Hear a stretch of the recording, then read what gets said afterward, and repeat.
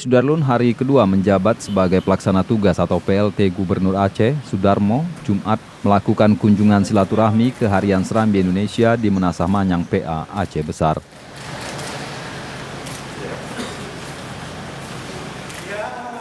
Ini baru. Kami mengucapkan selamat datang dan kami sangat berbahagia dengan kunjungan Bapak di hari-hari pertama ini.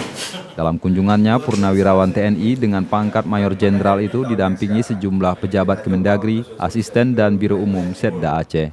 Saya sekretarisnya, Pak. Dalam kesempatan itu, Sudarmo juga menyampaikan 5 tugas penting PLT Gubernur Aceh. Dukungan moral, doa, maka fungsinya PLT ini adalah bagaimana mensukseskan pelaksanaan PKD. 2 diantaranya adalah memastikan Kanun APBA 2017 dibahas dan disahkan tepat waktu, serta mengawal pelaksanaan Pilkada Aceh 2017 berjalan sukses untuk setiap tahapannya.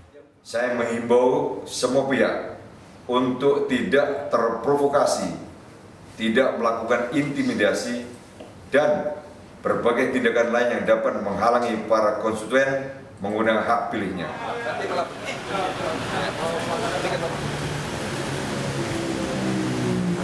Dari Banda Aceh, Hari Mahardika, Serambi On TV.